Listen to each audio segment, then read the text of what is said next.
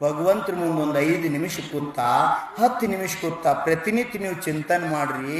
ಈ ಚಿಂತನ ಅನಾದಿ ಕಾಲದಿಂದ ಮಾಡಿದಂಥ ಸಂಚಿತ ಪಾಪ ಕರ್ಮಗಳನ್ನು ನಾಶ ಮಾಡಿ ಅಂತರ್ಮೂರ್ತದ ನಿಮ್ಮ ಆತ್ಮ 8 ಕರ್ಮ ನಾಶ ಮಾಡಿ ಶುದ್ಧ ಭಗವಾನ್ ಆಗುವಂತ ಸಾಮರ್ಥ್ಯ ತಂದು ಕೊಡ್ತದ.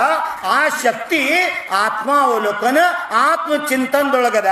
ಅದು ಸಿಗೋದು ಜ್ಞಾನದ ಬಲದಿಂದ. ಅದಕ್ಕೆ ಆಚಾರ್ಯ ಕುಂದ್ರಿ ಹೇಳ್ರು, ನಾನಂ ನರಸ್ಸ ಸಾರಂ. ಈ ಮನುಷ್ಯ ಗತಿಯಾಗ ಎಲ್ಲರಿಗಿಂತ ಶ್ರೇಷ್ಠವಾಗಿರ್ತಕ್ಕಂಥ ಸಂಪತ್ತಿ ಯಾವುದಾದ್ರೂ ಇದ್ರ ಅದು ಜ್ಞಾನ ಸಂಪತ್ತಿ. ಆ ಜ್ಞಾನ ಸಂಪತ್ತಿ ಎದರಿಂದ ಪ್ರಾಪ್ತ ಆಕತ್ತೆ ಅಂದ್ರೆ ಶಿಬಿರಗಳ ಮಾಧ್ಯಮದಿಂದ ಪ್ರಾಪ್ತ ಆಗ್ತದ. ಅದಕ್ಕೆ ಪಂಚಕಲ್ಯಾಣಕ್ಕಿಂತಲೂ ಮಹತ್ವ ವರ್ತಮಾನ ಕಾಲದಾನ ಶಿಬಿರಕ್ಕೆ ಕೊಡಬೇಕು, ಪಾಠಶಾಲಾ ಕೊಡಬೇಕು. ನಿನ್ನ ಏನ 108 ಬಸ್ತಿ ಕಟ್ಟೋದಕ್ಕಿಂತ ಒಂದು ಪಾಠಶಾಲಾ ತೆಗೆದ್ರೆ 108 ಬಸ್ತಿ ಕಟ್ಟಿದಂತ ಪುಣ್ಯ ಸಿಗ್ತದೆ.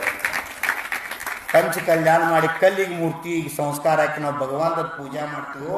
ಪಾಠಶಾಲದಾಗ ಮಕ್ಕಳಿಗೆ ಸಂಸ್ಕಾರ ಹಾಕಿ ಆತ್ಮಾನ ಪರಮಾತ್ಮನ ಮಾಡುವಂತ ಸಂಸ್ಕಾರ ಕೊಡ್ತೀವಿ. ಅಂದಾಗ ಜೀವನ ಆದರ್ಶ ಆಗ್ತದೆ.